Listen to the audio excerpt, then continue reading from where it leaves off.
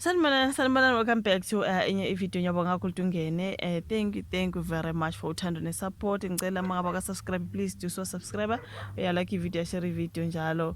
So yami nikazi asikhulumeni ngodaba ke. Yakhumbula la daba labantu abathunyelwe eRussia allegedly kwakusolo Duduzile Zuma and who else, you guys, ne group le eya recruit abantu to empini ngale eRussia kwathiwa hey bathwele nzima lena basagcina sibona bebuyile kodwa ngathi kukhona okuyikuthi imphefumulo yabo yashabalela ngale eRussia. You guys, bengibona nje lolu daba olubhalwe lana ephepheni ukuthi ukhona ke obuyile umzimba wakhe uthunyeliwe ngalana ngasemzansi uzofihlwa ke ngempela sonto. Igama lakhe umnumzana uSihle Makhaye, isidumbu sakhe siye sabuyiswa ngempela sonto esuke eRussia kuthi uzobekwa ke endlini yakhe yokugcina ngomgqibelo ungowasevuka phansi eKranskop. Kuthiwa ke washonela eRussia ezinsukwini ezingu-78. Can you imagine ezedlule? Ngikhumbula ngithi udaba labo Duduzile Zuma esasikhuluma ngalo kuthiwa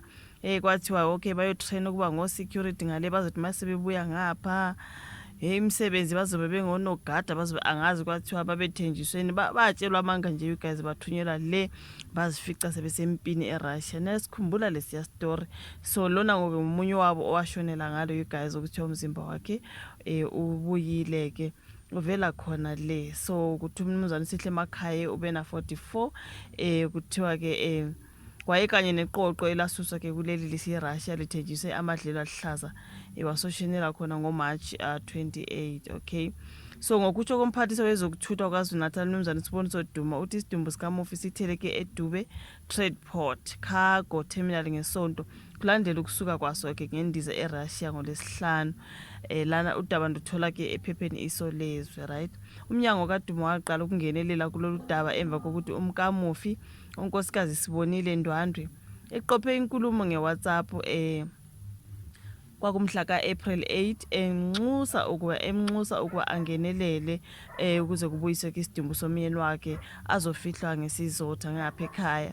So ichaza ngohambo oluhanjiwe uDuma uthe ke kusebenzisane ke izinhlaka ezehlukene uqinisekisa ukuthi ke isidumbu sikaMakhaye sigcina sibuyiswe ekhaya. Phakathi kwezinhlaka ezisebenzisane uthe ke izikhulu zomnyango wakhe umengameli wakuleli umnumzana Cyril Ramaphosa owaseRussia, umnumzana uVladimir Putin ebambisene nohulumeni wakhe ke nongqongqoshe wezobudlelwane ke namazwe omhlaba umnumzana uRonald Lamula.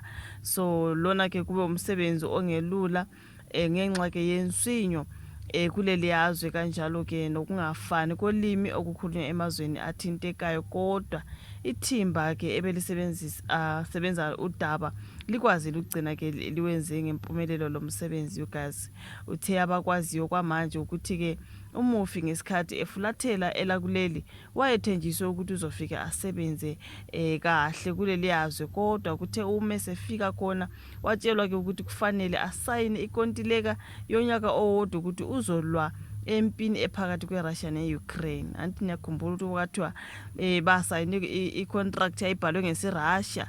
They didn't even understand i-language. Niyakhumbula sawenza ama-video, you guys.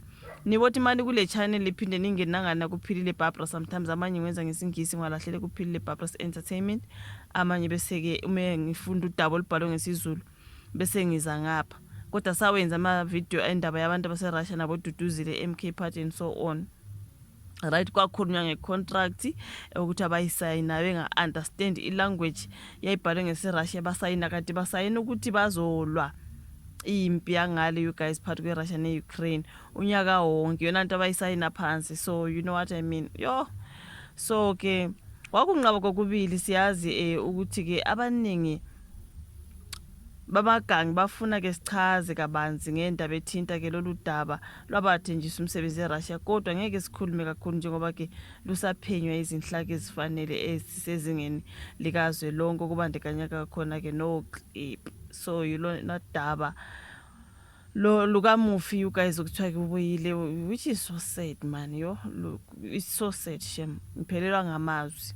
Uthe kusuka manje kubhekwe ke impela sonto sebegxile ke ezinhlelweni zokulekelela kumndeni ukuba ke afihle umufi ngesizotha njengoba ke esebuyile waveza ukuthi ke kungenelele nomongameli we-Combined Nations Funeral Parlours Association unkosikazi Lungile Shangase ophakamise ke indale ka-funeral services ukuba ke yiyo ezosingatha ke omncwabo.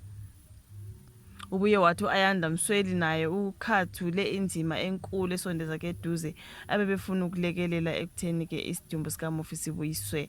So uthe abasafuna ukuqhubeka bafaka isandla umndeni ucele ukuthi baxhumane naye.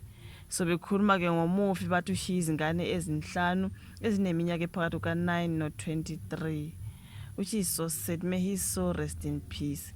Engasa ku-understandanga engakuzwanga bakubhalela ukuthi bangaki abashonela ngaleyo gasi. Yakhumbula yabuya leya group which means ke laba ke abangasekho emhlabeni or lo ongasekho emhlabeni because I do not know ukuthi bangaki kodwa ngomunye ke omzimba wakhe olethiwe bafowethu hayi ngeke asazi kwakusolwa ududa ngazi ukuthi wasola mhlambe babuye bamthola ukuthi akanacala ngazi khumbula babesola ududuzile kuthiwa ya baye bakhohlisa labo bhuti bathi yamani buya nizoba ngama security azi kwathiwa bazoba ngonogada be-MK Park noma kwakuthiwa yona nto babezitshela ukuthi bona bazoya train okwesikhatshana they're just going to train ukuthi bezwa ngama security angazi amasosha ngazi yini ngapha kanti bathunyelwa le ukuthi bayolwimpi bafike basayine ne-contract abangayi-understand because of the language that i-contract yakho nayibhalwe ngelanguage yangale, which is so sad bafowethu. Ayi makalale ngoxolo sekuyothiwana achithekile ngeke sawabutha. May his soul rest in peace. Ududuze kumndeni nabangane ne-South Africa yonke. Thank you so much ukuthi ibuka i-video ulike, usubscribe, ushare bese siyabonana kwelandelayo. Bye.